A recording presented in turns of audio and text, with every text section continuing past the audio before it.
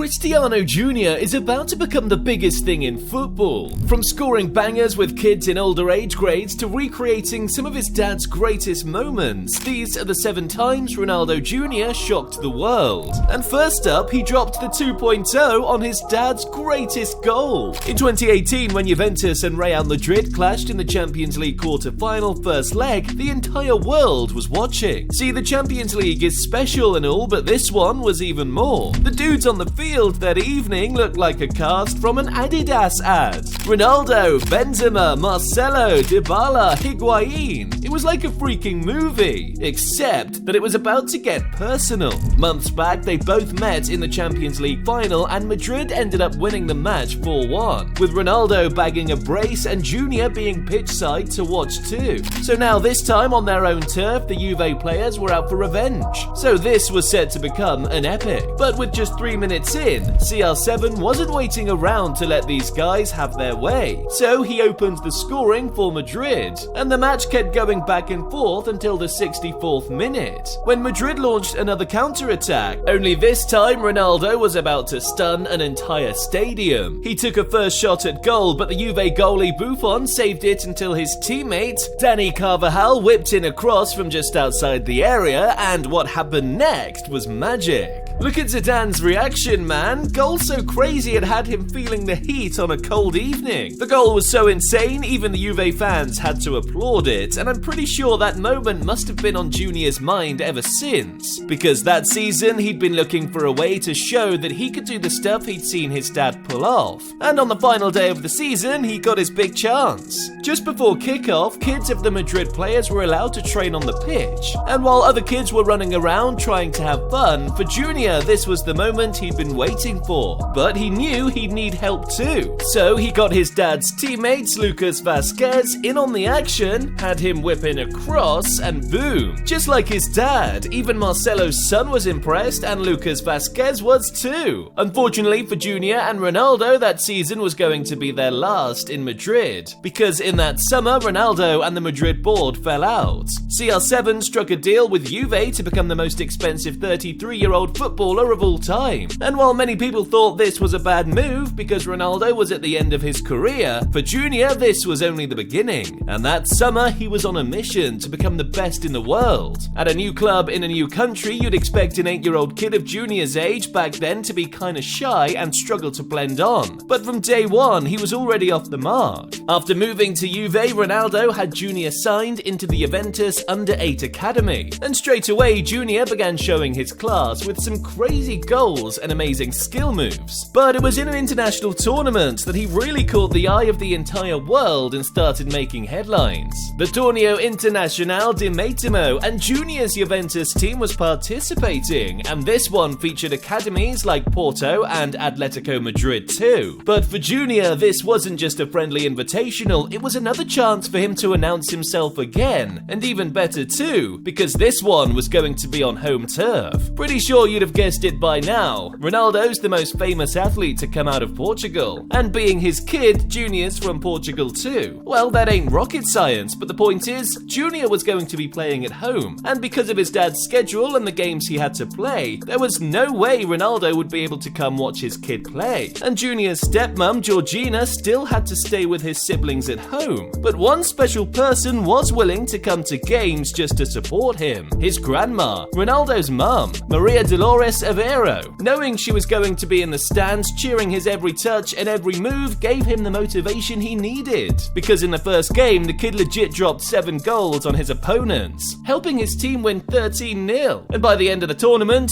Junior notched up 25 goals in 8 games, bagging the top scorer award and best player of the competition too. 25 goals in 8 games. That's EAFC numbers he's putting up. Just like his dad, it's becoming obvious Junior's got that special eye for goal, but that ain't the only thing he's keeping in his locker, because when he wants to, he can pull off the 5-star move he learned from his idol. And big surprise, this idol isn't his dad. Being Ronaldo's son, you'd expect Cristiano Jr to be calling his dad his GOAT, but apparently he's got another baller he calls his idol, his dad's greatest rival, Lionel Messi. In 2015, Jr met Messi at the Ballon d'Or ceremony for the first time, and after that close-up meeting, a viral photo photo began spreading everywhere of Jr. calling Messi his idol. At first, I thought this one was crap, but when Ronaldo got asked about the whole thing, his response was shocking. I don't mind if Jr. watches other footballers like Messi and Neymar. It does not bother me. I'm not too sure if it really doesn't bother you, Chris, but one thing's for sure. Jr. has definitely been watching these guys, especially Messi, because in 2021, he was beating defenders with Messi's 5-star skill move, La Croqueta. This one looks easy, but I've seen a couple of Sunday League ballers flunk it hard. Jr. had now switched clubs from Juventus to Manchester United, and this time he'd now added flair to his game and wasn't just looking to score goals alone, but playing off the wings. He was turning into a prime version of Ronaldo and Messi. Don't take it from me, ask this defender who got too close. Ouch! Gotta watch this one again. Incredible stuff. Just imagine the next generation baller with Ronaldo's finishing ability and Messi's dribbling ability. That's Jr. But you see guys, the only reason Jr. became this good was because of something unique that happened in 2020. While the whole world was going into lockdown mode and the game was taking a break, for Jr. it was an opportunity most kids his age would die for. And something else too, because deep down, all he'd ever wanted to do was get close to his pops. Lockdown mode, and you know how this one went. It was the worst 6 months of my life. No live football. In the months that passed, the entire world was in lockdown phase, and this affected the game too. With no football being played, ballers were forced to stay home and focus on other things. But Cristiano Jr. used this as an opportunity to level up. Instead of just binge watching on movies and Netflix episodes, Jr. was outside putting in the hard yards. No wonder he's fit now, and I can't even finish 20 push-ups without turning red. Jr.'s dedication to the game began to pay off because as soon as lockdown restrictions were lifted months later, he turned into a different animal, started bagging goals, and was making the game too easy. But you see guys, lockdown wasn't just about training for Jr. too, it was also a chance for him to finally get close to the one man he cared about the most, his dad. Now here's the deal, Jr.'s Ronaldo's first kid, and being the son of the GOAT, there's a lot of expectation on him, especially after he's making it clear that he wants to become a footballer just like his dad. Because now people have been asking if he's got what it takes to succeed. And to be honest, this is trash talk. I mean, the kid's already following in his dad's footsteps by hitting that subscribe button to Mr. Football. He's a guaranteed future GOAT. But even Ronaldo still has his reservations about Jr. because in an interview a couple of years back, he revealed to the entire world that he isn't too sure about Jr. Sometimes he drinks Coke and eats chips or refuses to take ice baths, and it annoys me. I'm not gonna lie, the requirements to get to the top just got a whole lot scarier. What do you mean no more chicken and chips? Come on. But seriously, for Jr., Ronaldo knows he's got to toughen him up at a young age now. And to be fair, Jr. seems to have given up the whole junk food phase. I mean, look at the kid now, he's ripped. All that lockdown training clearly started paying off, especially after moving to United with his pops. You've seen him dribble, but I bet you didn't know he was also doppelganging on his pops too. Another 2.0 of Ronaldo's goal, and this time he got a whole new crew in on the action too. Back in 2022, Manchester United faced Chelsea in the league knowing they had to win unless their hopes of qualifying for the Champions League would be over. At the time, Ronaldo was United's top scorer in all competitions, but coming into this one, the fans weren't too sure if he'd be able to get them the win. I know this might sound crazy, but before that match, Ronaldo had never scored against Chelsea in the league, and he'd faced them over 8 times. But this time, CR7 was determined to make his mark on the game, and even though it started tough, once he got going, there was no stopping him. After a couple of near misses at goal, he finally got the chance he'd been looking for all evening. Nemanja Matic played him on goal with a looped pass over the defense, and after a world-class first touch, you kinda knew what was gonna happen next. Nah, you don't catch that. Amazing goal. United ultimately drew the match 1-1, but on the plus side, Ronaldo had finally broken his jinx in the league against Chelsea. And to celebrate, Jr. thought he could remodel the goal too, but he wanted to make sure he got every step of the goal spot on without leaving anything out.